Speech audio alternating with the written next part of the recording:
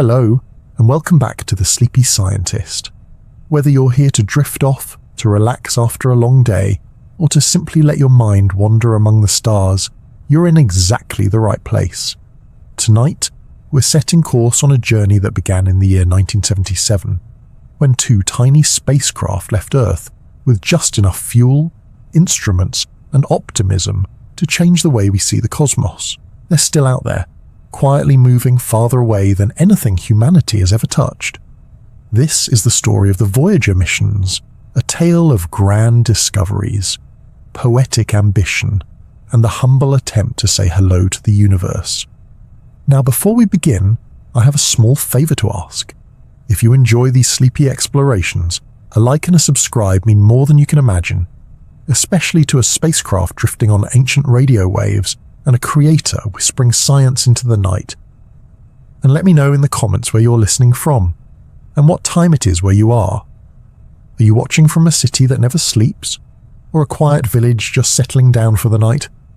As always, I hope this video isn't too interesting, but if it is, and you find yourself wide awake, at least you'll be armed with some fascinating facts about interstellar space, magnetic fields, and cosmic mixtapes. So nestle in, breathe deep, and let's follow Voyager beyond the stars. This video is for educational and entertainment purposes only, and is not intended as medical advice. In the 1960s and 70s, Earth was buzzing, not with a hum of quiet contentment, but with the tension of a world caught between fear and fascination. The Cold War loomed like a fog over much of the globe, a standoff that never quite exploded but never really relaxed either. The United States and the Soviet Union eyed each other warily across oceans and ideology, racing not just to dominate geopolitics but to conquer the final frontier. And in that competition, something remarkable happened. Space became more than a military ambition. It became a canvas for imagination. In 1969, humankind set foot on the moon. It was an awe-inspiring moment, broadcast in flickering monochrome to millions of living rooms around the world. For a brief breath in history, the entire planet held its collective breath as Neil Armstrong and Buzz Aldrin bounced across the lunar dust. It was a peak moment, the climax of the Apollo program, and one of the few times in history when the words, "We did it," really meant all of us. But after that giant leap, something strange happened. Public interest in space started to wane. Once the moon was conquered, what was left? Going back again and again didn't hold the same sparkle. Budgets tightened. Missions were cancelled. NASA, having climbed the tallest mountain, now had to look around and ask, where do we go from here? They didn't have to look far, because out there, beyond the orbit of Mars, waited a collection of giants. Jupiter, Saturn, Uranus, Neptune. Worlds too distant to reach in the Mercury or Apollo days. Colossal, mysterious planets encircled by rings, cloaked in clouds, and orbited by strange moons. They were beautiful enigmas, and for decades they had remained just that, untouchable and mostly unseen. But now, with improved rocketry, better electronics, and a dash of confidence, they were finally within reach. Almost. There was just one problem. These outer planets are, quite frankly, staggeringly far away. Not just a little farther than Mars. We're talking hundreds of millions, even billions of miles. Sending a spacecraft to just one of them would be a challenge. Visiting all four? That was the kind of idea that made even optimistic engineers blink twice. But then, as if the universe had extended a friendly hand, an opportunity appeared. Or rather, it aligned. Quite literally. About once every 175 years, the outer planets line up in such a way that a single spacecraft can slingshot from one to the next using gravity assists. Think of it like a cosmic hopscotch, using the gravity of one planet to speed up and redirect the probe toward the next. This gravitational ballet wasn't new in theory, but the timing of this particular alignment, beginning in the late 1970s, was. If NASA wanted to pull off the greatest planetary tour in human history, the clock was ticking. They called it the Grand Tour, a mission concept born in the optimism of the 60s. It was originally a lavish, multi-probe idea with 4 separate spacecraft visiting the outer planets, and even Pluto. It was ambitious. It was breathtaking. It was also expensive. too expensive. As the Apollo program wound down and congressional calculators began clicking, the Grand Tour was quietly shelved. But the dream didn't vanish. Instead, it adapted. Enter Voyager, a new, more modest concept that still aimed for greatness. Instead of multiple probes, NASA would launch 2 twin spacecraft with identical designs, slightly different trajectories, and just enough fuel and instrumentation to make history. They'd be robust, smart, and built to last, though no one at the time expected them to be operational for more than 5 years. The hope was simple: get them to Jupiter and Saturn. Anything more would be a bonus. And so, amidst disco music, bell-bottoms and rotary phones, work began on what would become the longest operating spacecraft in human history. Of course, nothing like this is ever simple. The 70s may seem quaint in hindsight, but building a spacecraft capable of surviving the harsh vacuum of space, and doing so with 1970s technology, was a monumental feat. These were the days when a digital watch was considered high-tech. The Voyager's computers had less processing power than a modern toaster. And yet, engineers found ways to make them brilliant in their simplicity and elegant in their design. Power was one of the first major challenges. Solar panels don't do much good when you're billions of miles from the sun, so the Voyager spacecraft would be powered by radioisotope thermoelectric generators, little nuclear batteries that converted the heat from decaying plutonium into electricity. Not exactly something you want to drop during transport. They were compact, efficient, and most importantly, they could last for decades. The spacecraft would need to communicate over vast distances. That meant a powerful antenna and a deep space network of enormous dishes on Earth ready to listen.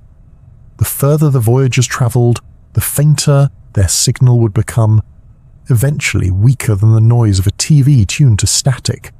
And yet, those faint whispers would carry images, data, and even the soft sounds of Earth. But perhaps the most poetic piece of the project didn't come from an engineer. It came from a team of scientists, artists, and thinkers led by Carl Sagan. If we were going to send a spacecraft beyond the planets, maybe, just maybe, it would be found someday. Not by us, but by someone. An alien civilization. A curious mind from another world. What would we want to say? And so, the golden record was born. A phonograph disc made of gold-plated copper, carrying music, greetings in dozens of languages, sounds of Earth, and even brainwaves from a human in love. It was more than just a message. It was a declaration. We were here. This is who we are. As plans solidified and components came together, a quiet excitement spread through NASA's Jet Propulsion Laboratory. Unlike the splashy moon landings, the Voyager project was a slow burn. Less about heroism, more about endurance. These spacecraft wouldn't carry people, but they would carry everything humanity knew about spaceflight science and storytelling. In a way, the Voyagers became a time capsule, not just for extraterrestrial life, but for us. Built during a period of political division, economic inflation, and technological limitations, they still represented our best selves, our curiosity, our hope, our need to explore even when no one else is watching. It's worth remembering that in 1977, the idea of sending anything into interstellar space bordered on science fiction. The outer planets were mostly fuzzy dots in telescopes. No one had seen their storms up close or their moons in detail. Neptune was just a name. Titan was just a shadow. The edge of the solar system wasn't even well defined. And yet, there was an unshakable belief that we could get there, that with enough math, patience, and duct tape, and perhaps a dash of luck, we could build something that would outlast us, something that would keep going, even when we stopped listening, something that would, in its quiet journey through the stars, carry the best parts of who we are. As the 70s rolled on and the launch window drew closer, teams worked day and night to prepare the twin spacecraft. Every wire was checked, every command coded. Scientists planned trajectories, artists selected images, engineers debated over thermal shielding and camera calibration. It was the space program's version of poetry and plumbing, data tables and daydreams. In the end, the Voyager missions weren't born out of triumph, but out of a longing, a need to keep reaching outward after we had already touched the moon. And maybe that's why they still resonate, because in a world filled with noise and distraction, the Voyagers remind us of something quieter, something enduring, the gentle, persistent pulse of curiosity that keeps asking, what's out there? And so, with fuel loaded, cameras ready, and the golden record secured in its protective case, the Voyagers stood poised on the launch pad. Twin time travelers, not destined to return, but destined to remind us what it means to leave. Designing something to last more than 40 years is ambitious under any circumstances. Designing something to survive for that long in deep space, with no repairs, no pit stops, and no second chances. That's not just ambitious. That's science fiction made real. Yet that was exactly what engineers at NASA set out to do when they began constructing the Voyager spacecraft in the early 1970s. The task was clear. Build 2 robotic explorers that could travel billions of miles through the solar system, study planets humanity had never seen up close, and then continue drifting into the unknown, transmitting data all the while. Easy, right? The first challenge was durability. Space is not a friendly environment. It's cold, like -400 degrees Fahrenheit cold, and it's filled with radiation, cosmic dust, and occasional bursts of charged particles that would make your phone cry. The Voyagers needed to be tough, not flashy or fast, just extremely, stubbornly durable. The outer shell of each spacecraft was built around a sturdy aluminum frame, designed to hold up under launch stress, cosmic debris, and decades of solar radiation. Protruding from that core were antennae, scientific instruments, booms, and the most iconic part, the big white high-gain dish antenna, a 3-meter-wide structure that looked like a satellite TV dish, designed by someone with dreams of interstellar cable. That dish was key. It would be Voyager's voice, whispering data back to Earth across incomprehensible distances. Even now, decades later, Voyager's signal reaches us at a strength of less than 1/1000,000,000th of a watt, weaker than the static buzz from an old television set. But thanks to the massive dishes of NASA's Deep Space Network, we can still hear those whispers from the edge of the solar system. Inside the spacecraft was an onboard computer system that, even by 1970s standards, wasn't exactly cutting edge. Each Voyager carried about 69 kilobytes of memory. That's not a typo, 69 kilobytes. For context, a single modern photo from your phone takes up several megabytes. Voyager's entire brain power could be stored on one floppy disk with plenty of room to spare for a few recipes and a digital pet. Yet these humble electronics were carefully designed to be radiation-hardened, resilient, and simple enough to survive without human intervention. There were no flashy touchscreens or blinking lights, just solid-state logic, pre-programmed instructions, and long waits between commands. Each decision made by Voyager would take hours to execute, because round-trip communication could stretch to nearly a full day as the spacecraft moved farther and farther from Earth. Power was another major hurdle. Solar panels, the go-to option for satellites in Earth orbit, were completely useless once you passed Jupiter. Out there, sunlight is a whisper, not a shout.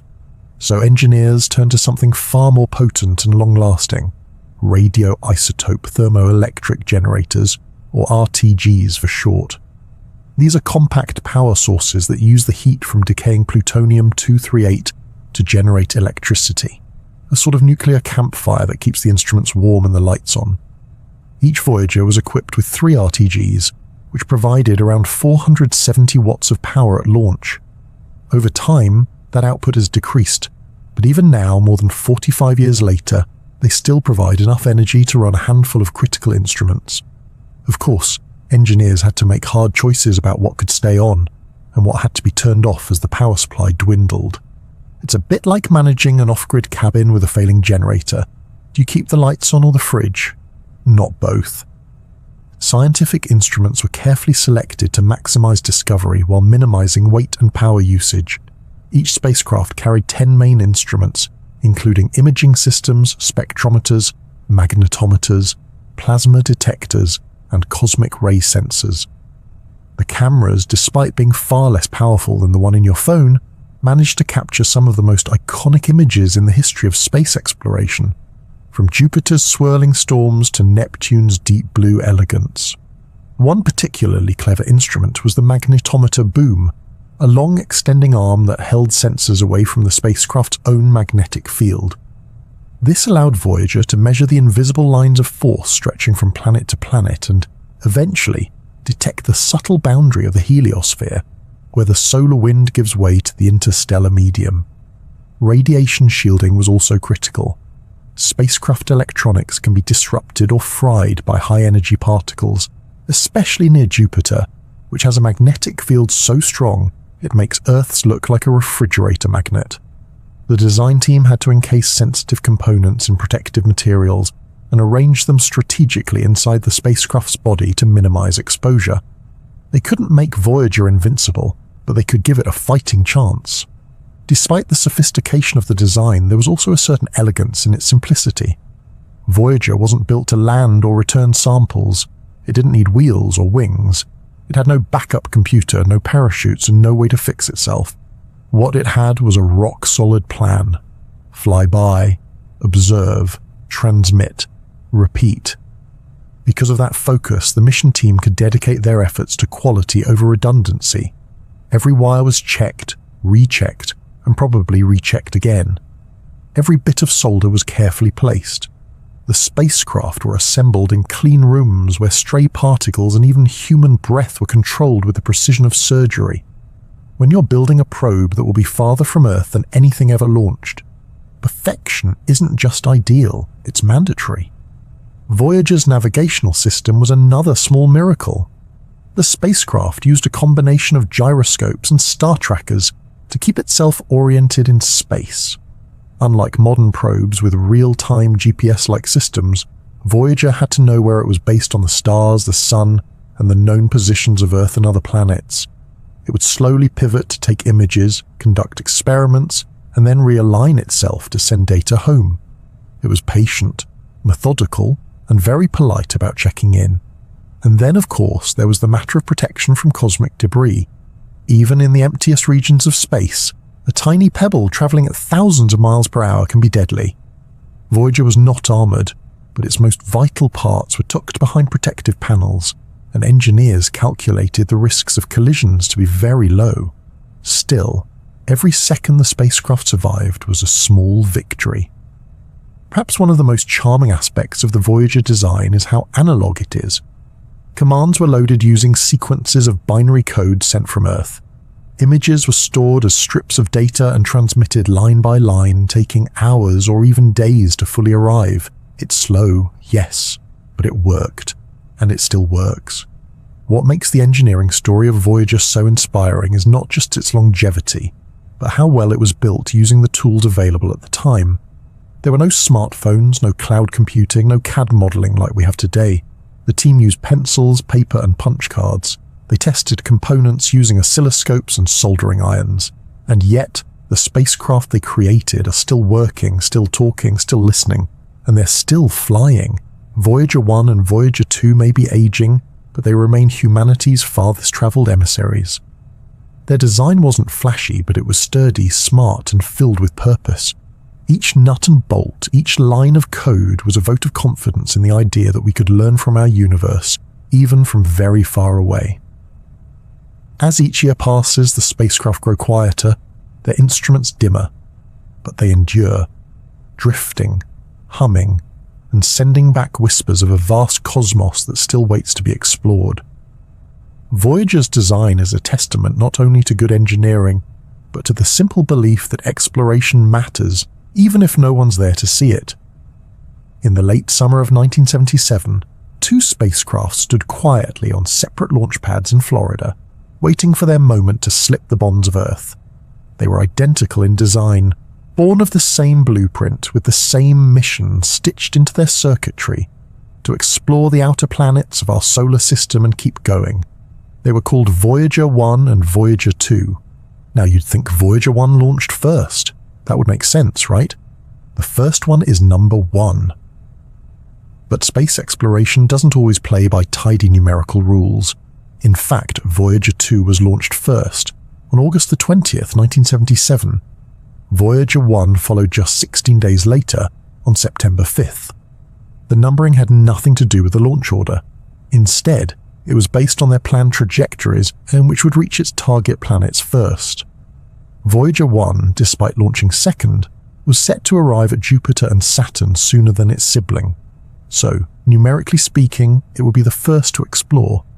A bit confusing perhaps, but hey, naming conventions in space have always had a little poetic license. The fact that either spacecraft could do what they were set to do was, frankly, extraordinary. Because this wasn't just about sending a robot to one faraway planet. This was about visiting multiple planets in a single journey. A sort of planetary pinball game, where each encounter would fling the spacecraft onward with even greater speed. And all of this was made possible by a rare and beautiful bit of cosmic choreography, a planetary alignment that only happens about once every 175 years. During this rare configuration, the outer planets, Jupiter, Saturn, Uranus, and Neptune, aligned in such a way that a spacecraft launched from Earth could use each one's gravity to slingshot toward the next. It's known as a gravity assist, and it's one of the cleverest tricks in the spaceflight playbook. Instead of using tons of fuel to reach the next planet, the spacecraft would steal a tiny bit of momentum from the giant planet it passed by. Not enough for the planet to notice, of course, but just enough for the spacecraft to pick up speed and change direction. Think of it like this. Imagine swinging around a moving train. As you latch onto it, you get tugged along and flung in a new direction, much faster than before. That's what Voyager did. Not once, but several times. But timing was everything. The planetary positions had to be just right. Too early or too late, and the opportunity would be lost. This meant the launch windows were tight and unforgiving. Each spacecraft had to launch within a specific time frame to hit its gravitational marks. Voyager 2, with a slightly longer and more complex route, had to go first. It would take a more leisurely cruise, aiming not only for Jupiter and Saturn, but potentially Uranus and Neptune as well, if it survived long enough. Voyager 1, on the other hand, had a faster, more direct path to Jupiter and Saturn, optimized for speed and early scientific returns. This is also why their paths diverged after Saturn. Voyager 1 took a sharp turn northward, away from the plane of the solar system, heading into the void above the planetary disk. Voyager 2 stayed more or less in line, continuing outward toward the two most distant gas giants. Their shared mission became a kind of tag-team exploration, each probe handing off the baton to the other as they moved farther from the Sun. The launch process itself was a marvel of engineering and patience. Both spacecraft rode atop Titan II IE Centaur rockets, powerful multi-stage launch vehicles designed to push their precious cargo beyond Earth gravity well and set them on interplanetary trajectories. The launches went smoothly, with only a few nervous heartbeats along the way. Voyager 2's upper stage rockets suffered a brief data loss, but the spacecraft quickly stabilized. Voyager 1's launch was textbook clean and precise. Within hours, both were en route to the stars, and from the moment they left the launch pad, they began something no other spacecraft had done before. They weren't just going to visit planets, they were going to ride a gravitational highway crafted by physics, precision timing, and a healthy dose of ambition. To fully appreciate how impressive this gravity assist technique is, it helps to look at the math, although don't worry, we'll keep it cozy. In essence, as Voyager approached a planet, it would fall into the planet's gravitational field, speeding up as it got closer. But instead of crashing or getting stuck in orbit, it would slingshot around the planet and exit the other side, now moving faster relative to the Sun. It's like robbing a bank where the bank doesn't mind and actually helps you out the door. This maneuver didn't just save fuel, it made the whole mission possible. Without gravity assists, Voyager would have needed an absurd amount of propellant to reach even a fraction of its destinations. Instead, it used the planets themselves as giant cosmic trampolines. The precision required to pull this off is mind-boggling. NASA's navigation team had to calculate the spacecraft's paths down to fractions of a degree. A tiny error in trajectory at Jupiter could mean completely missing Saturn, let alone the outer planets. and all of this had to be planned in advance, with no real-time steering once the flybys began. The Voyagers weren't remote-controlled RC cars, they were more like cosmic mail sent years in advance, with strict delivery instructions and no tracking updates. It's also worth noting that each flyby wasn't just about boosting speed. These were rich opportunities for science.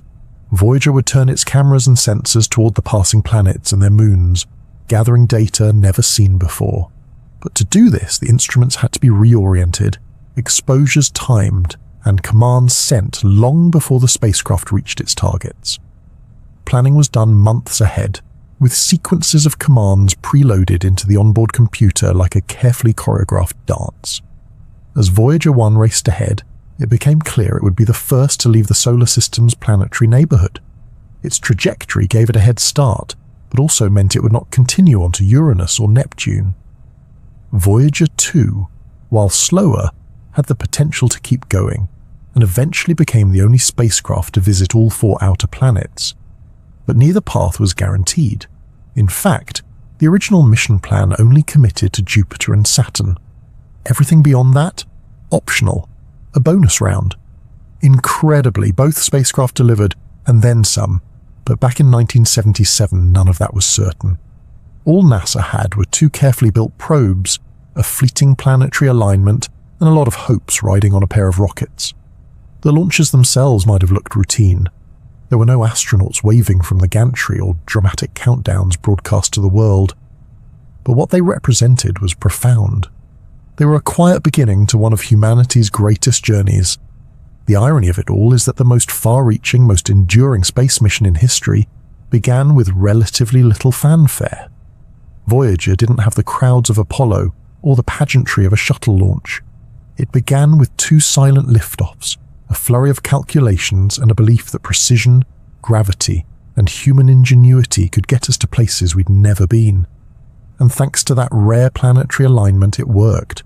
The timing was perfect, the slingshots aligned, and 2 small spacecraft were hurled into the grandest of tours.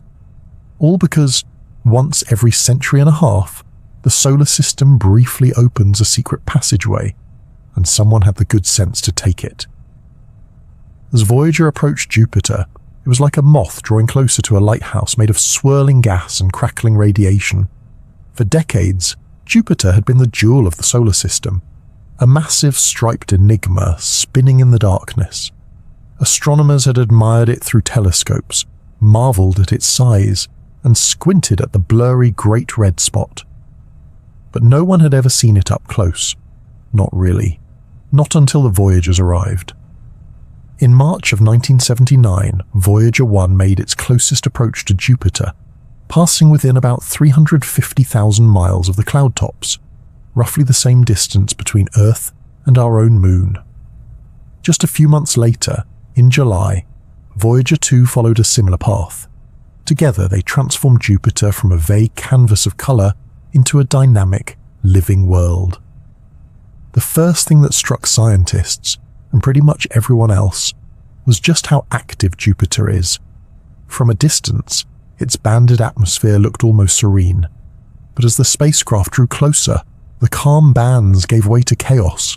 There were storms everywhere, swirling ovals the size of continents, jet streams roaring in opposite directions, and then, of course, there was the Great Red Spot itself, a storm so massive it could swallow Earth whole and still have room for dessert.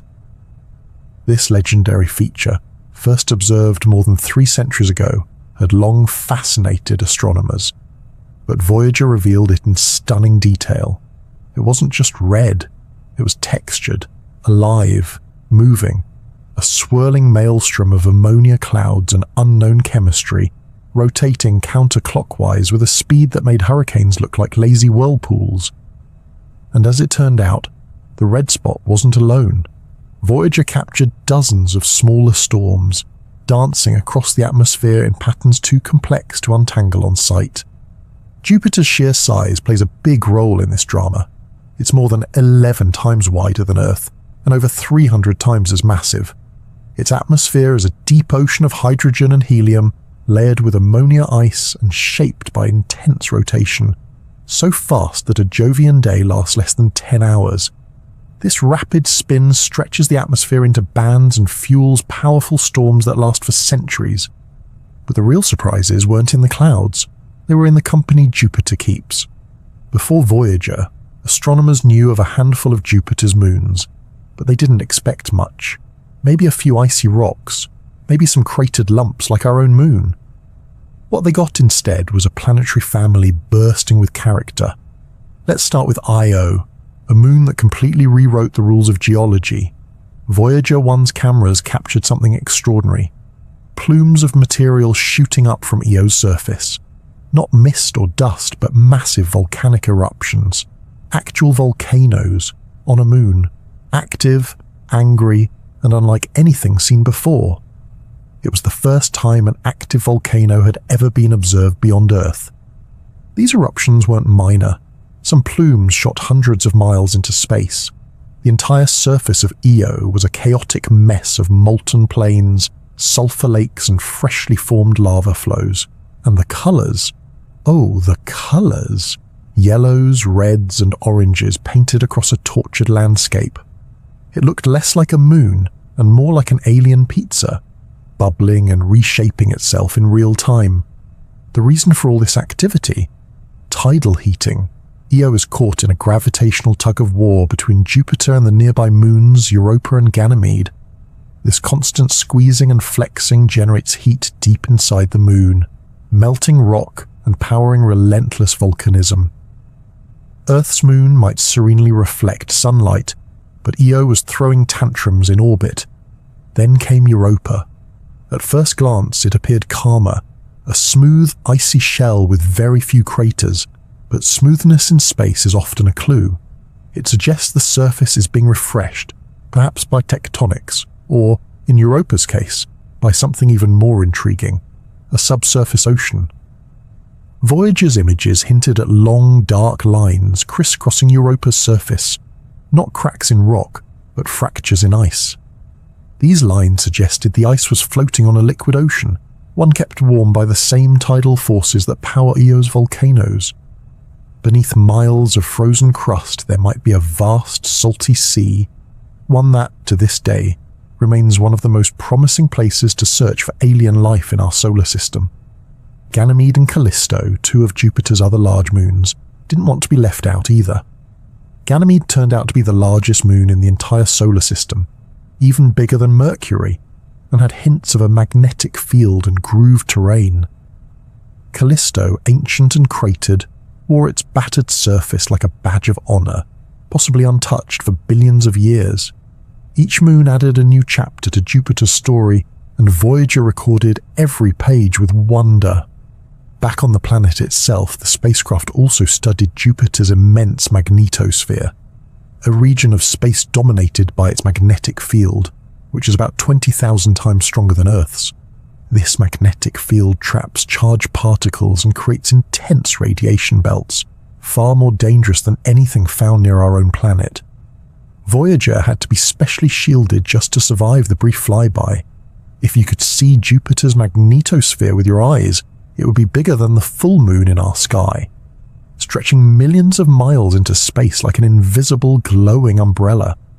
Voyager also observed the auroras at Jupiter's poles, shimmering lights caused by particles spiraling along magnetic field lines and crashing into the atmosphere.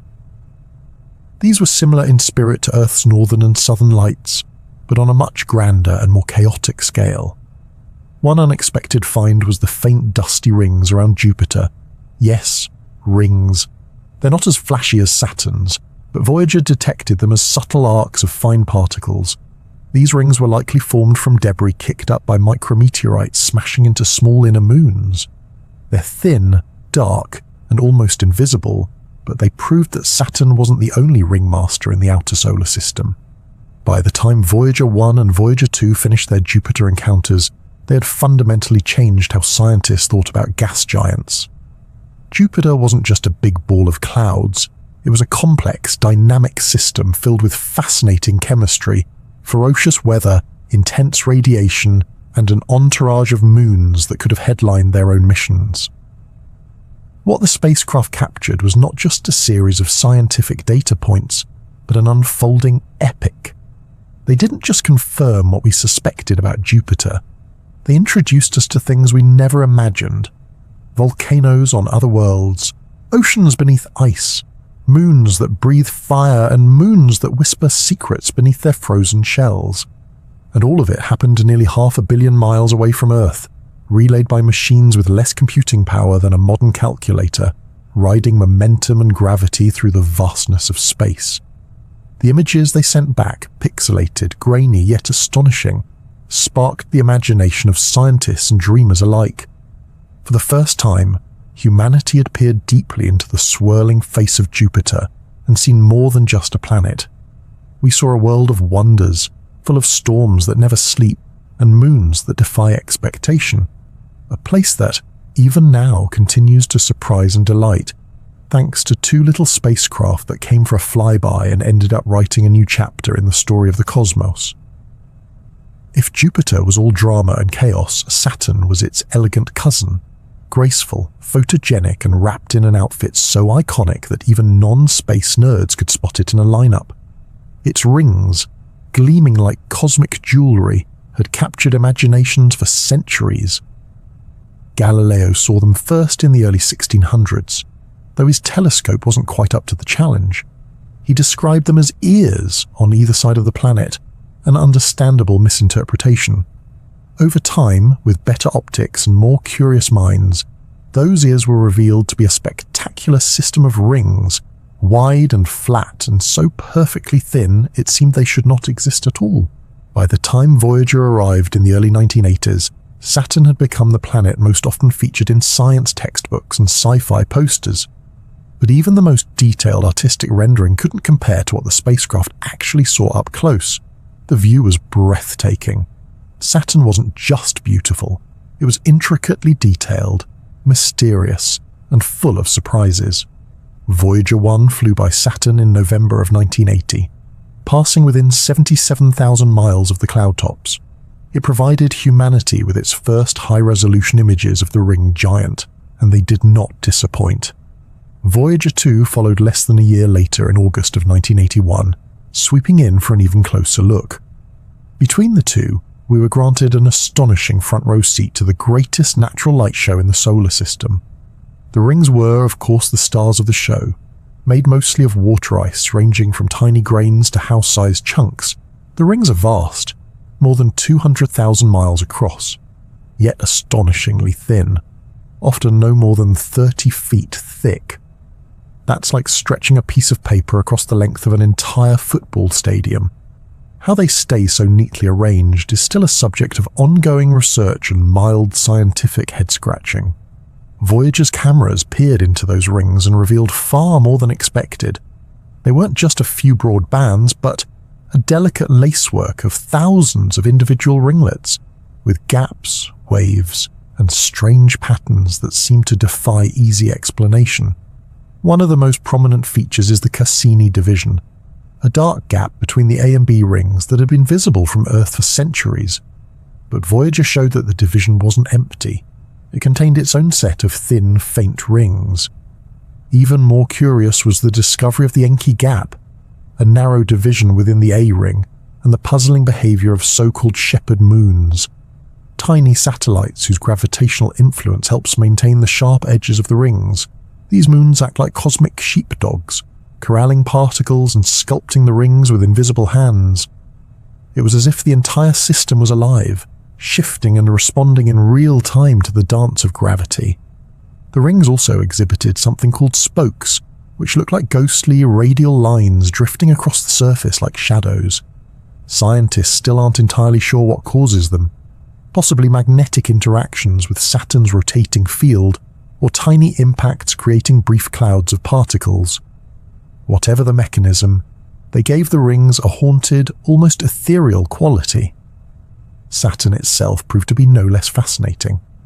Though less colourful than Jupiter, with a more uniform golden hue, its atmosphere was still active and dynamic. Bands of clouds flowed around the planet, driven by rapid rotation. A day on Saturn lasts just over 10 hours.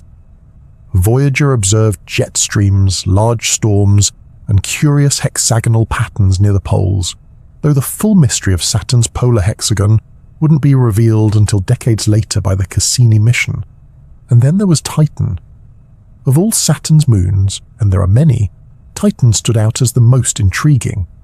Larger than Mercury, shrouded in a thick orange haze, Titan was the only moon in the solar system known to have a dense atmosphere. Voyager's instruments detected that this atmosphere was mostly nitrogen, with traces of methane and other hydrocarbons. In fact, it was more similar to Earth's atmosphere than anything else found in space.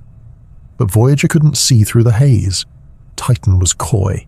It revealed its size, its pressure, and its chemistry, but not its surface. Still, scientists were captivated. An atmosphere that thick might mean weather, erosion, maybe even lakes or oceans. Speculation flourished. Was Titan a frozen Earth in slow motion, or a preview of what Earth might look like in a billion years? The questions lingered, unanswered, tantalizing. Voyager's flyby of Titan was actually one of the mission's most pivotal moments.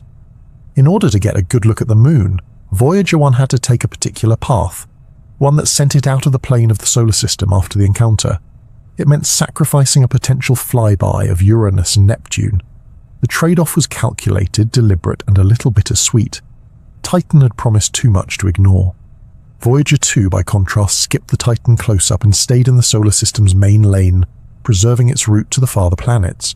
This meant that while Voyager 1 ended its planetary tour at Saturn, Voyager 2 would go on to make history again. Still, Saturn gave both spacecraft more than enough to marvel at.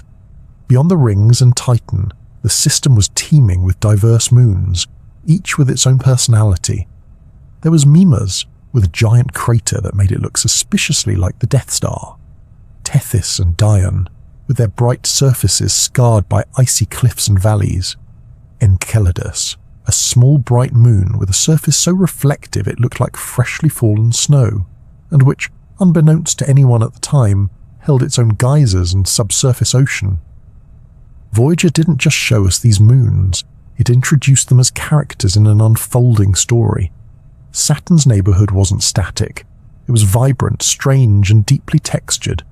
The icy surfaces, the gravitational resonances, the whispered secrets buried beneath clouds. It all felt like an invitation to return. And Saturn itself, framed by its shimmering rings, became a symbol of space's quiet majesty. It wasn't the loudest planet, or the stormiest, or the most massive, but it was the one that made you stop and stare. The one that reminded us that beauty in the cosmos isn't just about power. Sometimes it's about grace. Voyager's visit to Saturn was brief in cosmic terms, just a few weeks of close encounters after years of travel. But in that time, it rewrote our understanding of the ringed planet and its many companions. It turned what was once a grainy point of light into a living world, rich with texture and wonder. And perhaps most impressively, it did all this with instruments designed in an era when the height of luxury was a shag carpet and a microwave oven. The spacecraft, by now many years beyond its warranty, had accomplished more than anyone had dared hope. With its job at Saturn complete, Voyager 1 bowed out, turning its antennas homeward as it began a new chapter, not as a planetary explorer, but as a voyager in the truest sense. Its planetary tour was over, but its journey into interstellar space had only just begun. Saturn, with its golden rings and swirling moons, waved farewell in the rearview mirror, its mysteries partially unveiled, its beauty forever imprinted in Voyager's grainy yet unforgettable photographs. A planet that had once been a distant enigma was now a part of humanity's story, and Voyager had given it a voice. By the mid-1980s, Voyager 2 had already earned a glowing resume, up-close explorations of Jupiter's swirling chaos and Saturn's elegant rings. That alone would have made it a legendary mission. But Voyager 2 wasn't finished. It had one more rare opportunity to visit the two most distant planets in the solar system, Uranus and Neptune, the ice giants, the forgotten siblings in the planetary family photo. No other spacecraft had ever visited them, and to this day, no other has returned. Voyager 2 remains the sole emissary to these remote, chilly worlds, That's not just impressive, it's borderline heroic. First up was Uranus. Voyager 2 approached the seventh planet from the Sun in January of 1986. At first glance, Uranus looked simple, almost too simple. A pale turquoise orb, smooth and featureless, as if someone had drawn a planet with a single crayon and decided that was enough. But as always, Voyager's instruments peeled back the stillness and found complexity lurking beneath the calm. For starters, Uranus is tipped over. Most planets spin like tops, upright and wobbling slightly. Uranus spins like it's lounging on its side, rolling around the Sun with an axial tilt of about 98 degrees. No one knows for certain how it ended up that way. Maybe it collided with a massive object early in its history, or maybe it just likes to be different. Either way, this tilt has some strange consequences. Its seasons are extreme. One pole can face the Sun for over 20 years, basking in constant light, while the other is plunged into shadow. Then they swap roles. It's like an endless slow-motion game of planetary sunbathing. At the time of Voyager's visit, the South Pole was pointed almost directly at the Sun, giving scientists a rare but oddly limited look at the planet's atmospheric dynamics. The atmosphere itself was colder than anything previously measured, a brisk minus 370 degrees Fahrenheit. Voyager detected faint cloud bands and signs of wind, though nothing as dramatic as Jupiter's storm systems. Later analysis would reveal that Uranus's apparent stillness was deceiving. It had winds of up to 500 miles per hour, but they were subtle, hiding beneath the haze of methane and ammonia. And then there was the magnetic field, a delightful curveball. Unlike Earth, which has a magnetic field neatly aligned with its rotation, Uranus said, "Let's do something weird." Its magnetic field is tilted nearly 60 degrees from its rotational axis and offset from the planet's center. That means the magnetic poles don't sit at the geographic poles. They're scattered awkwardly off to the side. This creates a lopsided magnetosphere that wobbles and shifts as the planet spins. It's like a bar magnet trying to play hopscotch while rolling downhill. Voyager also got a close look at Uranus's moons, at least the handful that were known at the time. The spacecraft discovered 10 new ones, bringing the total to 15. Among the highlights was Miranda, a small, battered moon that looked like someone had tried to put a jigsaw puzzle together with pieces from 5 different sets. It had enormous cliffs, strange ridges, and deep, scarred valleys. Some of these features rose 12 miles high. That's more than twice the depth of the Grand Canyon. Scientists still aren't sure what caused its Frankenstein surface. It may have shattered and reassembled itself during a violent past, or it might have been shaped by internal tectonic processes. Miranda was small but unforgettable. It reminded everyone that moons are not just passive rocks, but often worlds in their own right, shaped by heat, gravity, and time. Then there were the rings. Yes, Uranus has rings too. Not as flashy as Saturn's, but distinct in their own way. Voyager found 9 dark, narrow bands orbiting the planet, composed of dust and rock. These rings are so faint that they weren't even discovered until the late 1970s, and Voyager helped confirm their structure and behavior. They appeared almost invisible, made of particles coated with dark material that reflects very little sunlight. Cosmic stealth mode activated. After the Uranus flyby, Voyager 2 continued outward, heading for its final planetary target, Neptune. Another 5,000 million kilometers to go. That's more than 30 times the distance between Earth and the Sun. No pit stops, no tech support. Just a tiny aging probe coasting into the deep. In August of 1989, Voyager 2 arrived at the farthest planet in our solar system, at least by classical definition. Neptune, with its deep blue color, looks strikingly beautiful. That color comes from methane in its atmosphere, which absorbs red light and reflects blue. But unlike Uranus, Neptune wasn't shy. It was dynamic, vibrant, and full of surprises. Despite being farther from the Sun and receiving less light, Neptune turned out to be remarkably active. Voyager 2 discovered massive storm systems, including the now famous Great Dark Spot. This was a swirling oval storm roughly the size of Earth, complete with fast-moving winds and bright white clouds made of frozen methane. Winds on Neptune reach supersonic speeds, up to 1,300 miles per hour, the fastest observed in the solar system. Exactly how Neptune generates such powerful weather, despite its cold and sparse energy input, remains a mystery. Like Uranus, Neptune's magnetic field was strange. Tilted and offset, it produced a magnetosphere that writhed and wobbled with each rotation. Voyager's instruments picked up intense radio emissions and evidence of complex interactions between the planet and the solar wind. It was as if Neptune, from its distant perch, was playing its own chaotic symphony in a key no one had heard before. And then came Triton, Neptune's largest moon and arguably one of the most fascinating objects in the outer solar system. Triton orbits in the opposite direction of the Neptune's rotation, a strong clue that it was likely a captured object, perhaps a Kuiper Belt wanderer ensnared by Neptune's gravity. Triton was cold, strange, and unexpectedly active. Voyager 2 saw geysers erupting from its surface, nitrogen gas spouting several miles high from beneath a thin crust. This cryovolcanism hinted at internal heat, perhaps driven by radioactive decay or residual tidal forces. The surface itself was marked by curious patterns, smooth plains, ridges, and dark streaks, unlike anything seen elsewhere. Triton even had a thin atmosphere of nitrogen, making it the only large moon besides Titan with a detectable envelope of gas. All in all, Voyager 2 discovered 6 new moons and a faint ring system around Neptune.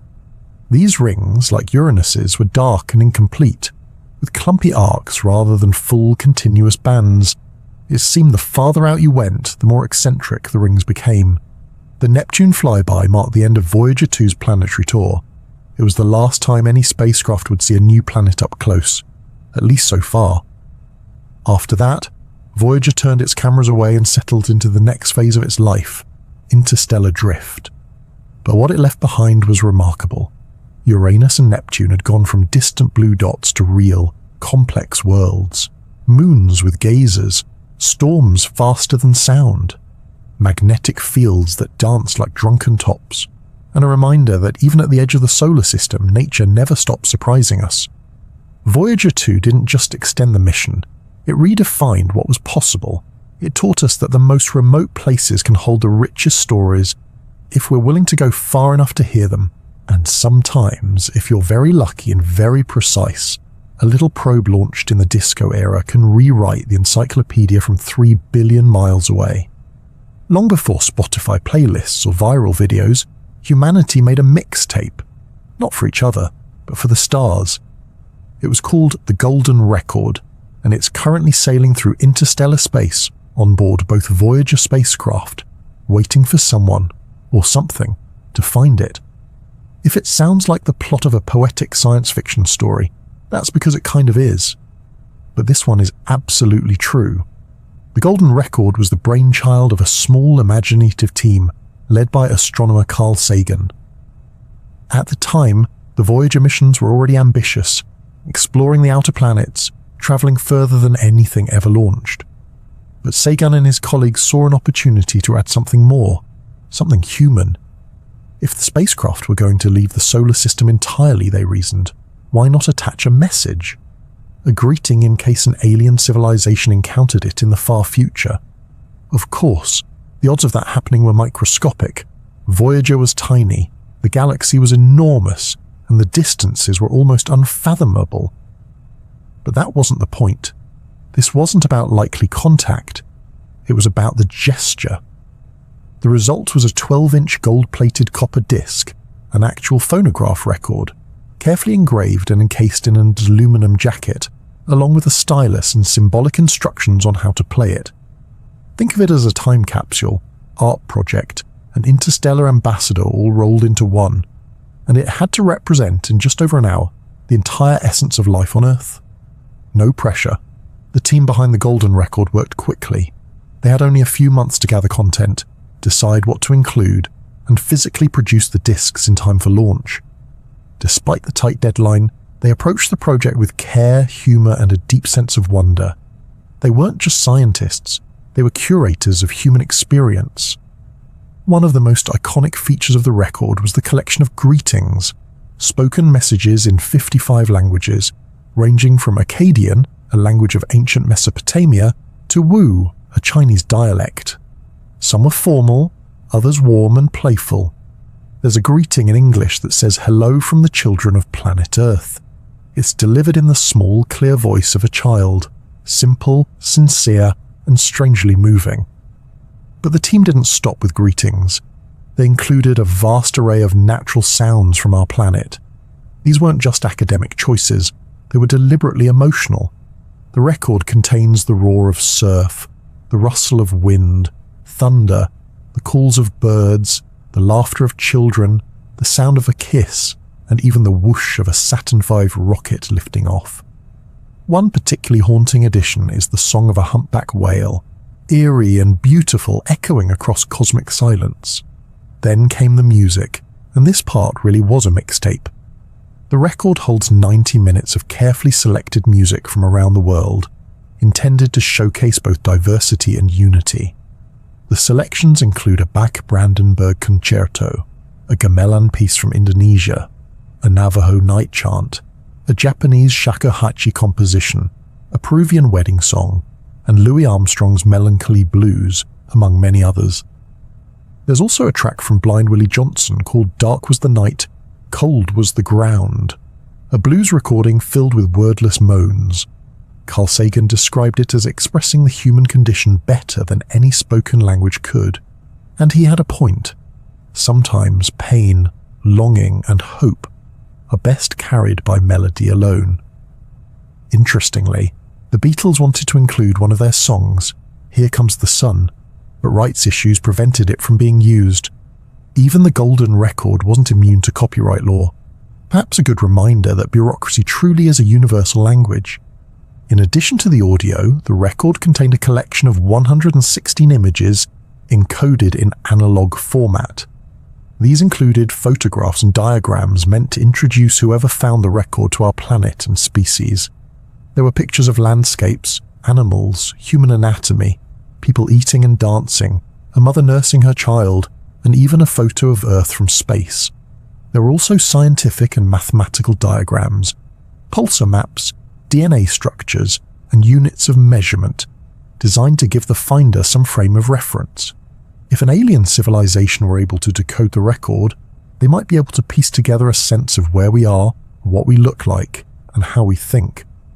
One of the most poetic and personal inclusions was a set of brain waves, specifically the neural activity of Andruyan, a member of the production team who later became Carl Sagan's wife.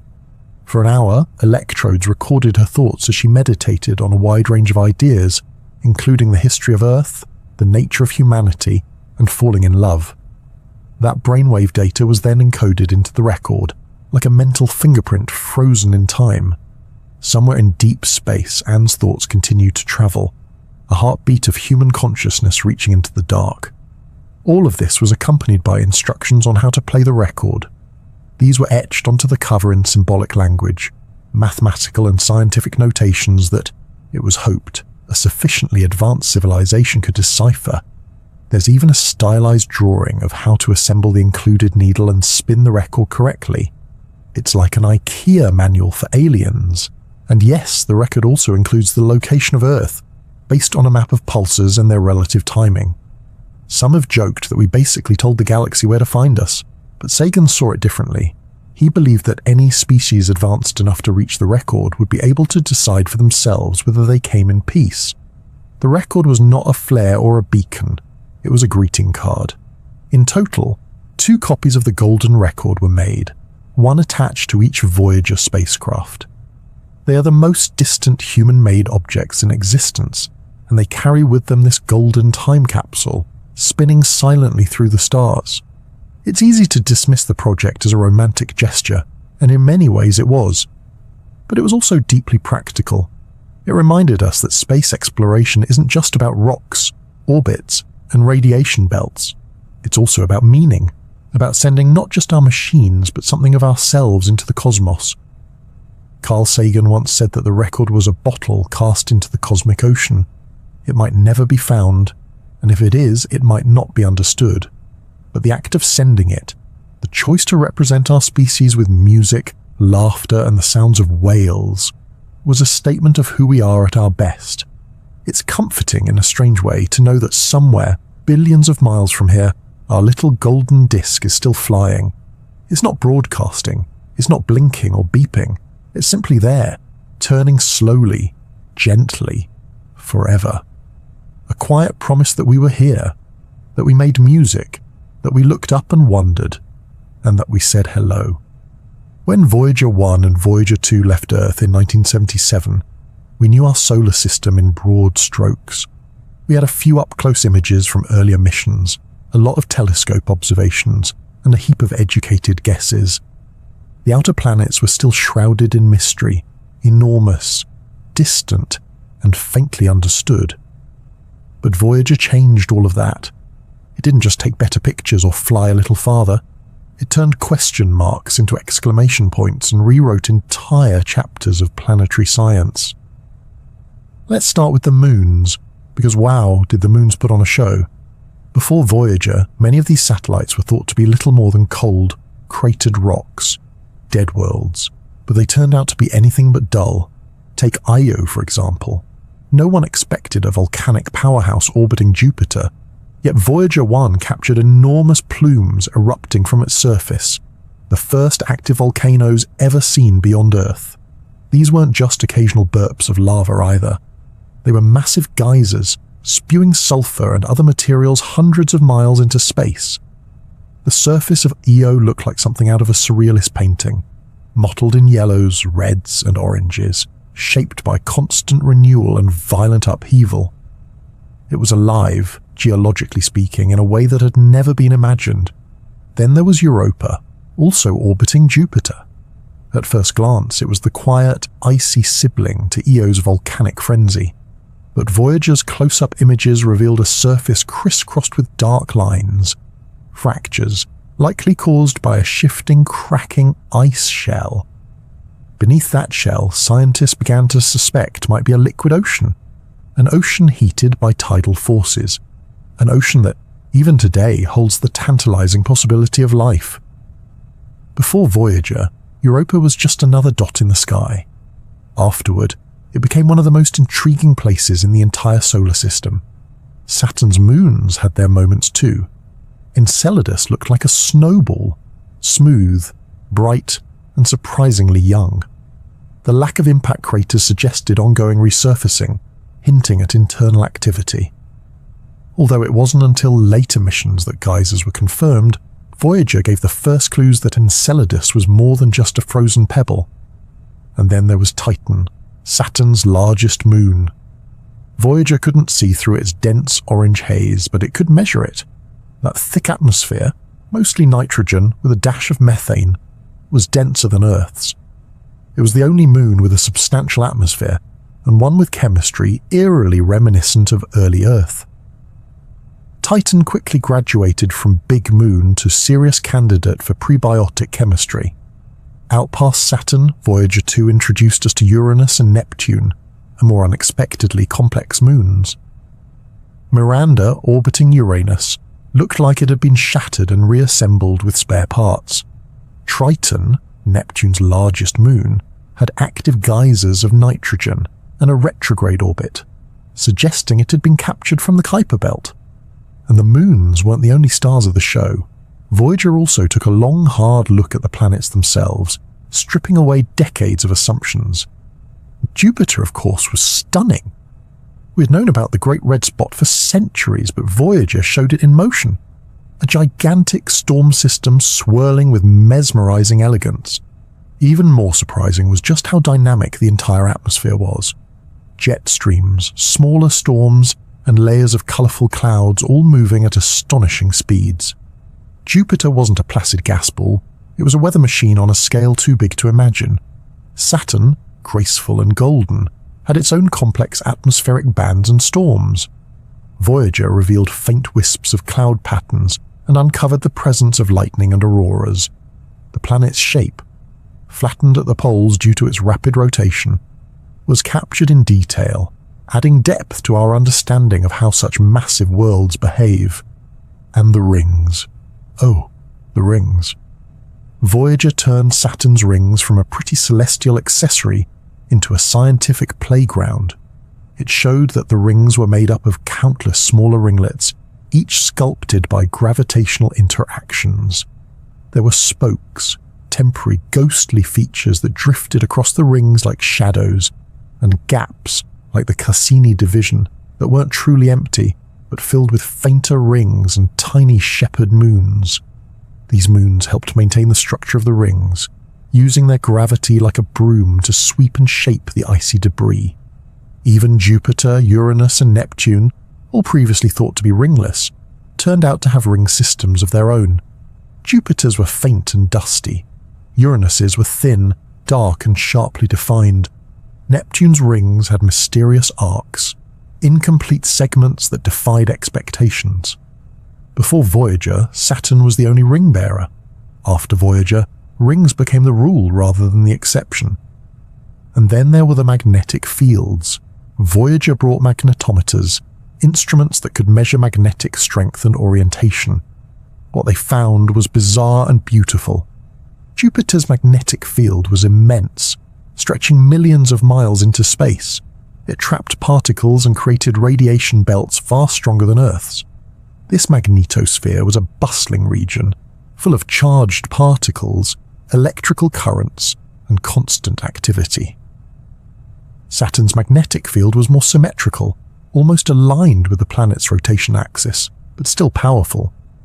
Voyager detected radio emissions and auroras, along with interactions between the rings and the magnetic environment. Uranus and Neptune, though, really flipped the script. Their magnetic fields were tilted and off-center, giving rise to wobbling, lopsided magnetospheres.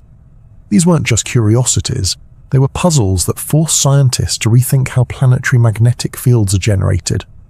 Perhaps internal structures, rotation, and convection were more diverse than previously believed. Voyager showed that magnetic fields weren't all built the same way. Each planet had its own electromagnetic personality.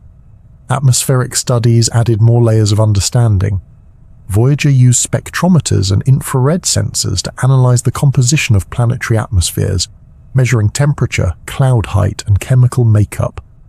These data helped confirm the presence of hydrogen, helium, methane, and other trace gases. But more than that, they revealed how light and heat interacted across billions of miles, offering insights into planetary climates that hadn't been imagined. Even the faintest whiffs of data had meaning. Tiny variations in gravity revealed differences in planetary mass distribution. Plasma detectors measured the solar wind's interaction with planetary magnetospheres. Voyager collected data that fed into thousands of scientific papers, some still being written decades later. And let's not forget the new moons, dozens of them. Before Voyager, the outer planets had just a handful of known satellites. Afterward, their moon counts more than doubled. These weren't just dots on a chart. They were real places, each with a story, a history, and a unique geology.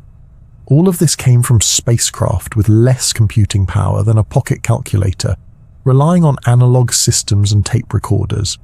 Voyager didn't have fancy sensors or adaptive software. What it had was resilience, elegance, and an extraordinarily well-thought-out design. But perhaps the most important thing Voyager revealed wasn't a single storm, moon, or magnetic quirk. It was the overall complexity and richness of the solar system. The missions shattered the idea that the outer planets were dull gas balls and their moons lifeless ice cubes. Instead, we found worlds in motion, changing, erupting, spinning, cracking, and reshaping themselves across cosmic time. Voyager didn't just show us what was out there. It reminded us how little we truly knew. It opened doors. It inspired questions we hadn't thought to ask. It gave us not just data, but a sense of wonder sharpened by detail. From volcanic moons to tilted magnetic fields, from rings within rings to dark spots on distant planets, Voyager transformed our solar system from an abstract diagram into a vibrant, evolving family of worlds. It proved that exploration, even done slowly and quietly, can change everything. And the best part, Voyager is still out there, listening, still drifting, still teaching us how much more there is to know. By the year 1990, Voyager 1 had completed its primary mission. It had flown past Jupiter and Saturn, snapped its stunning images, and helped rewrite the textbooks. Afterward, it continued outward into deep space, drifting silently beyond the orbit of Neptune. Most spacecraft, once their cameras were turned off, simply faded from public view, out of sight, out of mind. But Voyager wasn't quite done yet. Not because it had more science to perform, though it did, but because it still had one more picture to take. A picture that wasn't about planetary rings or volcanic moons. It was about us. The idea was simple in concept, but bold in spirit. Turn Voyager's cameras back toward Earth and take a snapshot from the edge of the solar system. A family portrait of sorts, the sun and its planets seen from billions of miles away. It was Carl Sagan, ever the poetic advocate for cosmic perspective, who pushed hardest for the idea. He had long believed that such a photograph could offer a rare and powerful moment of reflection, a visual reminder of our small place in the universe. There was some resistance to the plan. Engineers were understandably cautious. Voyager's cameras weren't designed to point near the sun, even from that distance, and a misstep could have damaged sensitive equipment. But by 1990, the risk was minimal. The cameras were already being retired from regular use. So on February 14th of that year, Valentine's Day, NASA gave the go-ahead. Commands were sent, the spacecraft rotated, and the shutter clicked. The result was not particularly dramatic at first glance. In one of the images, Earth appeared as a tiny, pale blue dot, less than a pixel wide, caught in a shaft of scattered sunlight. It floated against the darkness of space, almost lost in the static. If you didn't know what you were looking at, you might have missed it entirely. But when you understood what you were seeing, it became one of the most profound photographs ever taken. That faint speck was Earth, home, everyone you've ever known, every civilization, every story, every joy and every sorrow, all contained within a single shimmering mote of light. From nearly 4 billion miles away, our planet was reduced to a whisper. Carl Sagan later reflected on this image in what became one of the most moving passages in the history of science communication. In his book, Pale Blue Dot, he wrote, "Look again at that dot. That's here, that's home, that's us." And then he expanded on what that dot contained. Every king and peasant, every mother and father, every hopeful child, every conqueror and coward, every teacher of morals and corrupt politician, every superstar and every saint, all of them, all of us, on that pixel. Sagan's words were not just poetic, they were pointed. He reminded us of the folly of human arrogance, the endless battles we fight over borders and ideologies, the importance of kindness, of preserving our fragile planet, of recognizing that from a cosmic perspective, we are all riding the same speck of dust through an indifferent universe. That photograph, taken from the edge of the known solar system, became a mirror held up to humanity, not to show us our grandeur, but our fragility. Interestingly, Earth wasn't the only object captured in that portrait. Voyager's cameras also snapped images of Neptune, Uranus, Saturn, Jupiter, Venus, and even the Sun itself. Mercury was too close to the Sun to be seen, and Mars didn't show up well due to the angle and glare. But Earth, that pale blue dot, stole the show. Technically speaking, the image was part of a series known as the Solar System Family Portrait. It was composed of 60 images stitched together, covering a span of more than 32 degrees of the sky. Each image was carefully planned, each angle calculated. And once the images were taken, the cameras were powered off for good. Voyager would continue collecting scientific data with other instruments, but it would never take another photograph. In that way, the pale blue dot image was Voyager's farewell, not just to the planets it had visited, but to visual observation itself. A final look back, a gentle turning of the gaze before heading into the long silence of interstellar space. And what a look it was. The blue color of Earth in the image comes from Rayleigh scattering, the same phenomenon that makes the sky blue when we look up from the ground. It's caused by the way molecules in the atmosphere scatter sunlight. Even from billions of miles away, that soft blue tint is visible. It's the color of oceans and sky, of breathable air and liquid water. subtle clues that this particular speck might be special. But the image also captures the loneliness of space. There's no parade of lights, no flags or flares, just a pinprick in a vast black sea. That emptiness, far from being depressing, is actually kind of freeing. It strips away the noise and reminds us what really matters. Not territory or titles, not noise or pride, but connection, curiosity, the desire to understand our world and our place in it. Voyager had seen Jupiter's storms, Saturn's rings, Uranus's tilt, Neptune's winds, and the many strange and wonderful moons along the way. But in that one moment, it turned its gaze inward, not to the machinery of space, but to the poetry of it. And with that, it gave humanity a gift that no other mission had offered: perspective. It's easy in day-to-day life to lose sight of the big picture, to get caught up in small dramas and deadlines, but every now and then, a single pixel can change how we see everything. That was the power of the pale blue dot.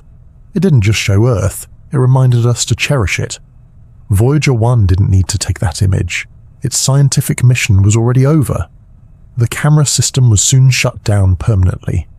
But that photograph, and the reflection it inspired, became one of the most enduring legacies of the entire mission.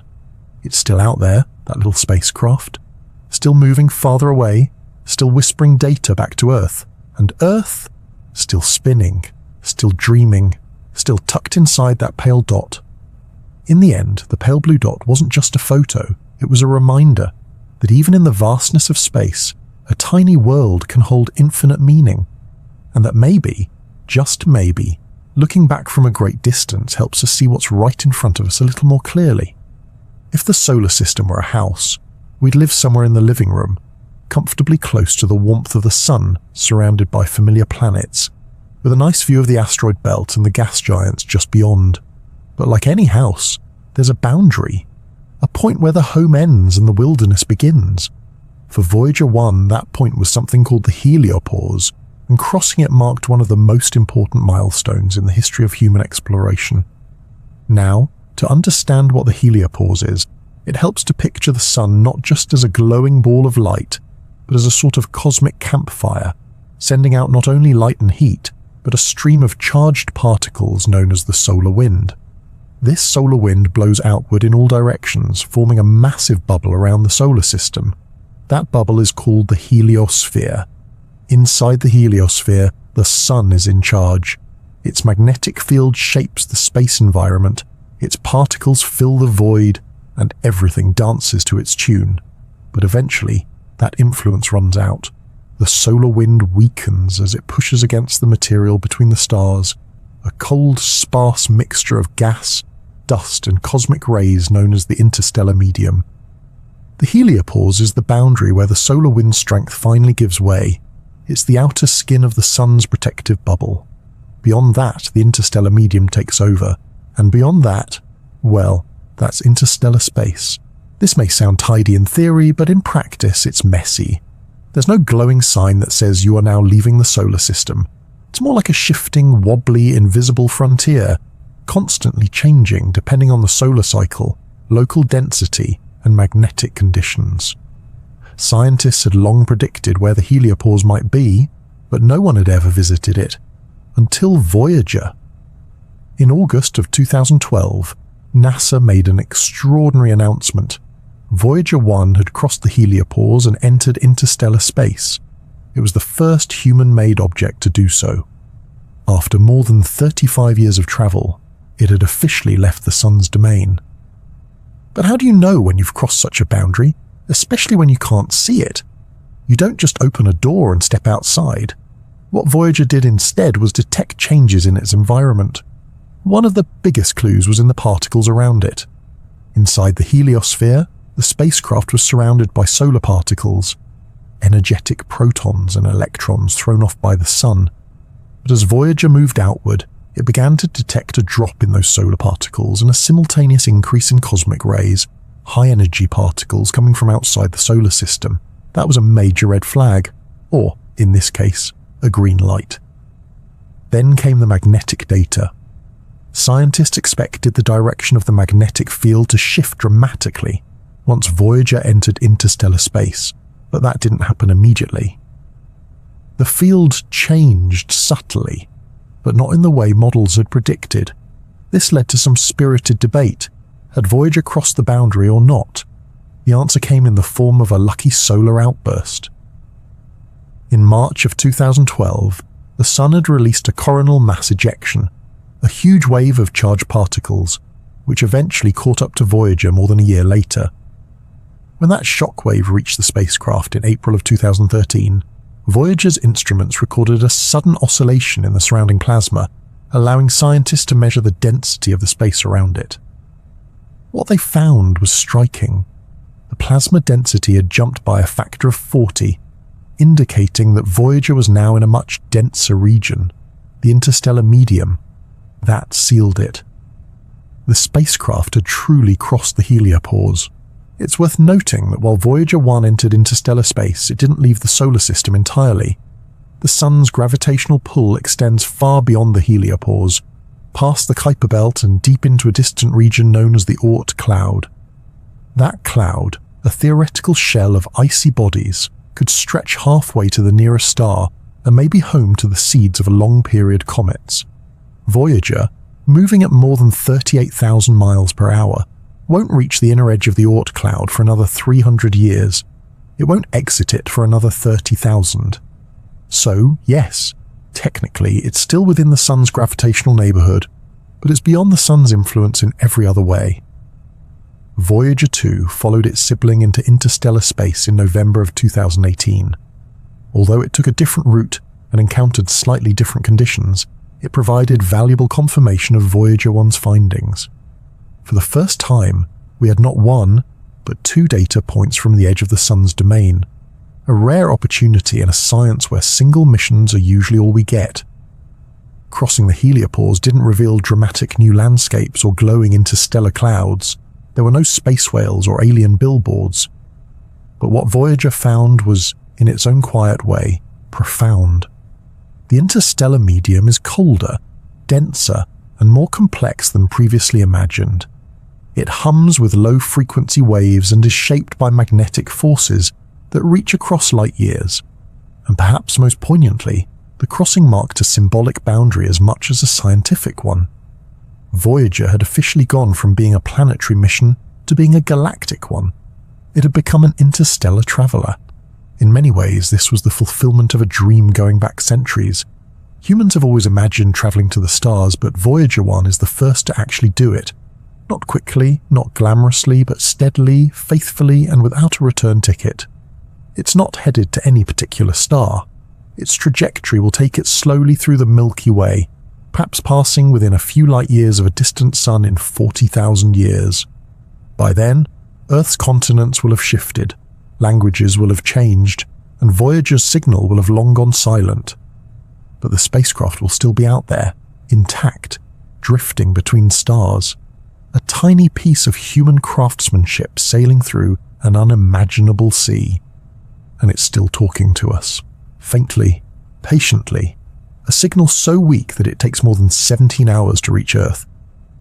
But it comes through, a whisper from beyond the sun, telling us about magnetic fields and particle density and the subtle nature of the interstellar breeze. Crossing the heliopause didn't make front-page news for long. There were no parades or fireworks, but it was one of the most important thresholds humanity has ever crossed. It marked the beginning of a new chapter, not just for space exploration, but for how we see ourselves. Voyager left the warmth of the solar bubble and entered the cold, quiet dark, and it kept going. That perseverance, that curiosity, that quiet push beyond every horizon, it's hard not to see it as a reflection of something deeply human.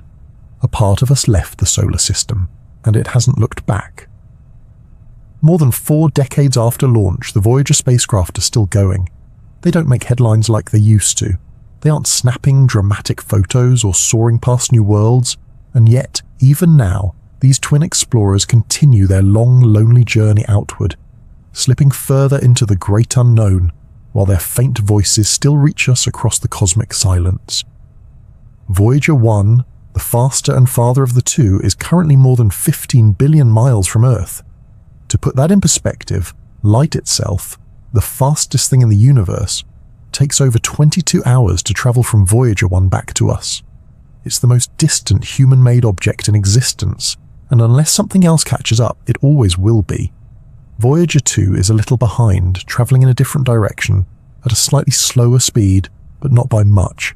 It's currently around 12.5 billion miles from Earth and catching cosmic particles as it sails through interstellar space. At those distances, nothing is easy. Communicating with either spacecraft is a delicate dance of timing, calibration, and hope. NASA's Deep Space Network, a global array of enormous radio antennas, listens day and night for Voyager's faint signal, and faint is an understatement. By the time their transmissions reach Earth, they're about 10 billion times weaker than the power needed to operate a digital wristwatch. Detecting them is like picking up the gentle ping of a cell phone from another planet, if the planet was on the other side of the solar system. Despite the distance, they're still talking to us. Not loudly, not quickly, but consistently. Their signals arrive in a whisper of ones and zeros, patiently spelling out data that helps scientists learn about the space beyond our solar bubble. But these spacecraft are getting old and tired. Each Voyager was designed to operate for about 5 years. 5 years, that was the plan. Just enough time to make it to Jupiter and Saturn, send back some photos, and retire with honor. But they've kept going for nearly 50 years, far beyond their original expectations. Of course, they've had to make sacrifices to stay functional. Their power sources, radioisotope thermoelectric generators, or RTGs, work by converting heat from decaying plutonium into electricity. When they launched in 1977, each spacecraft generated around 470 watts. Today they produce less than half of that. The drop is slow but steady, and the math is unavoidable. Less power means fewer systems can remain on. Over the years, mission controllers have had to make tough choices. They've shut down heaters, turned off backup systems, and selectively powered down scientific instruments. Every decision is like managing a dimming lantern on a cold night. You can only keep so many parts warm before something has to go dark. As of now, each spacecraft has a handful of instruments still running. They can no longer take pictures. The cameras were turned off decades ago to conserve energy and bandwidth, but they can still measure things. Magnetic fields, charged particles, and plasma waves. And that data is invaluable. Voyager is the only mission giving us direct measurements from the interstellar medium, a region we've never visited before. The environment out there is very different from the sunlit regions we know. There are no planets, no rings, no moons, just vast emptiness punctuated by cosmic rays, drifting atoms, and the occasional shockwave from a distant solar flare. The density of plasma is higher than expected, and the magnetic fields are behaving in ways that are both fascinating and a little puzzling. Voyager is helping us understand how our sun interacts with the rest of the galaxy, and how the edge of the solar system blends into everything beyond. Even at these incredible distances, the spacecraft remains surprisingly healthy, all things considered. Their main computers, built in the era of disco and floppy disks, are still functioning. The same redundant programming systems that once aimed cameras at Jupiter's moons are now carefully regulating their thermal balance and signal timing. Occasionally, a glitch occurs, a command gets garbled, a system hiccups. But engineers at NASA's Jet Propulsion Laboratory, many of whom weren't born when Voyager launched, know how to coax the spacecraft back into line. In 2020, Voyager 2 experienced a communication blackout after a planned maintenance event on the Earth-based antenna in Canberra, Australia, the only dish capable of talking to it due to its position in the southern sky. When the antenna came back online after 8 months, Voyager 2 responded, faint, steady, and right on cue. After over 12 billion miles and 43 years, it still remembered its instructions. That's impressive behavior for any technology, let alone one operating far beyond the design limits of its time. In recent years, engineers have had to get creative to keep things running. In 2023, Voyager 1 began sending back corrupted data. Months of patient detective work eventually led to a solution. engineers deduced that a single faulty memory chip had likely gone bad. They crafted a workaround, a kind of cosmic software patch, and beamed it across the stars. It took over a day for the signal to arrive, and another day to confirm success, and it worked. Each fix is a minor miracle. Each transmission is a small triumph. Of course, the end is inevitable. At some point in the next few years, the remaining instruments will be shut off one by one. The power will dwindle to the point where even the radio transmitter can no longer function. When that happens, the signal will fade and Voyager will go silent. Not because it failed, but because it succeeded far longer than anyone thought possible. And yet the spacecraft won't stop. They will keep traveling at over 35,000 miles per hour. Long after they fall silent, long after Earth loses contact, Voyager 1 and Voyager 2 will continue their journey. In about 40,000 years, Voyager 1 will pass within a light year or two of a small star called Gliese 445. Voyager 2 will drift in a slightly different direction, not approaching any known star for perhaps even longer. They're not on a collision course with anything, just quiet, eternal travelers in the dark. And they still carry their golden records, time capsules etched in gold containing music, greetings, and the sounds of Earth. If some distant civilization ever finds them, they'll discover a tiny artifact of our species, a message from a long-gone world saying, "We were here." For now, though, the Voyagers are still very much with us. Their signals still reach the Deep Space Network. Their data still appears on scientists' screens, and their mission, a mission of discovery, endurance, and wonder, continues. They remind us that exploration doesn't always need a destination. Sometimes just going, just reaching, just listening, that's enough. Even in the fading light, they are beacons, and as long as they keep speaking, we'll be listening.